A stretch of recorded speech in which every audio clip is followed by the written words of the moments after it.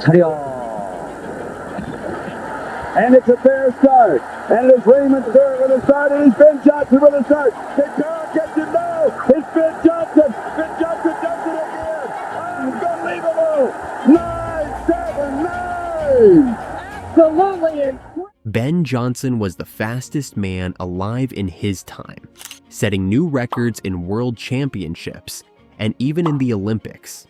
His blazing fast speed had turned him into a national hero, but behind all these superb performances was a dark secret that would turn this fame into a global scandal.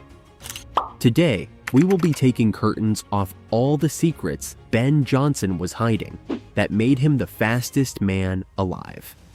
Ben Johnson was born on December 30th, 1961, in the Falmouth city of Jamaica. He migrated to Canada, where he found his true love for sprinting. There he met his coach, Charlie Francis, and started training in the York University Track and Field Club, where he would refine his skills and become the fastest sprinters to ever live in this sport. Johnson started to improve on his runs, getting better with every time he stepped foot on the track. His peers and coaches were amazed by his performance and encouraged him to compete at the international level, where he would break many records. He won his first international medal in the Commonwealth Games in 1982. He could have won gold in both 100-meter and 4 100-meter relay events, but he came just short in both to get 2 silvers that year. Any person who wins gold goes home happy, and so does the person who wins the bronze.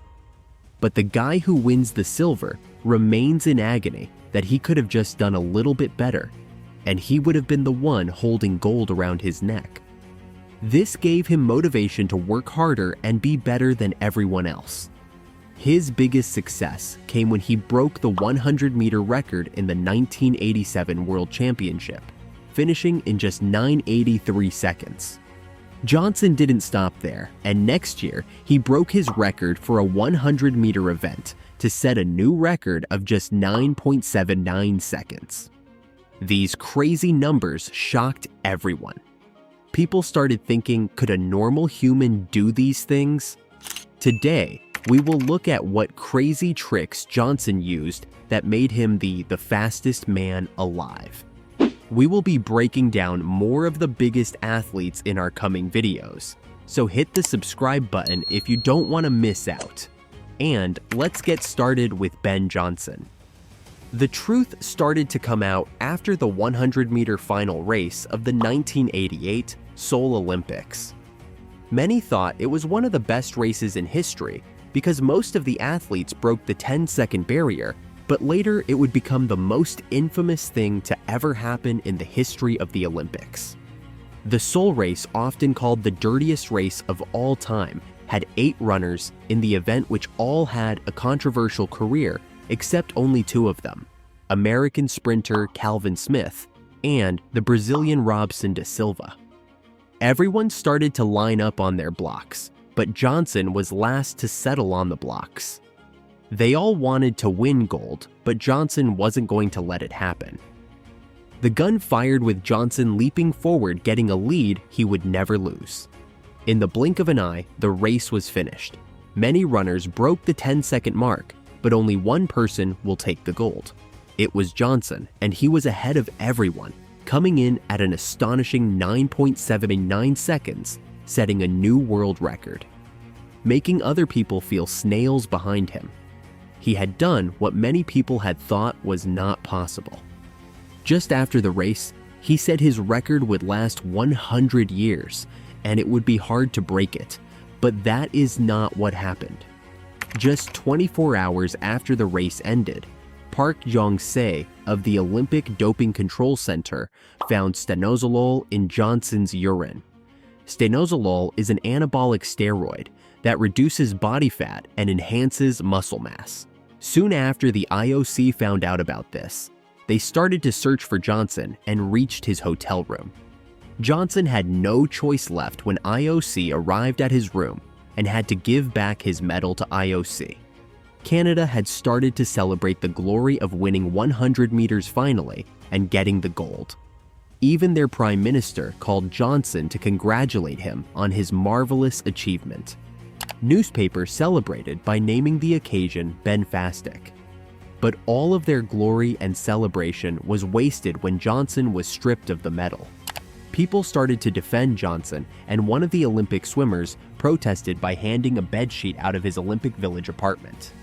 Media again highlighted the issue even more with the headline, "Why Ben?"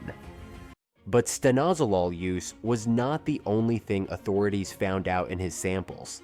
His urine samples revealed that he had chronic suppression of adrenal glands, which meant he had been taking artificial steroids for a long time.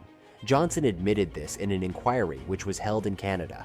He said that he had taken drugs when he broke the record in the 1987 World Championships. As a result, his other gold medal was taken away from him. Johnson didn't apologize for the use of steroids. Instead, he defended himself by saying many players were doing drugs to compete in this race. He persistently sticks to his narrative that if others are doing it, why can't you do it? Other people were also taking drugs, but he did better than others. His main claim was that drugs don't make you a faster runner. It was his training plan that made him stand out. Johnson was still a great sprinter even without the use of drugs and could have these races without steroids.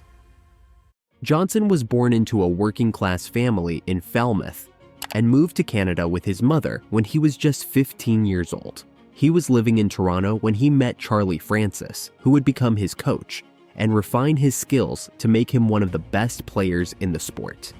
Johnson joined Scarborough Optimist Track and Field Club where he trained and improved his skills. Johnson was flying through the tracks. In no time, he was just beating everyone. This led him to get selected for the Commonwealth Games in 1982.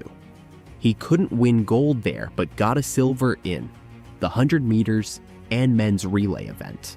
However, he couldn't keep up his form for next year and was eliminated in the semifinals of the 1983 World Championships. Then came the 1984 Olympics, held in Los Angeles, where he reached the 100 meters final, but again fell short getting a bronze. He got another bronze in that Olympics in the 4x 100 meter relay event with a time of 38.70 seconds.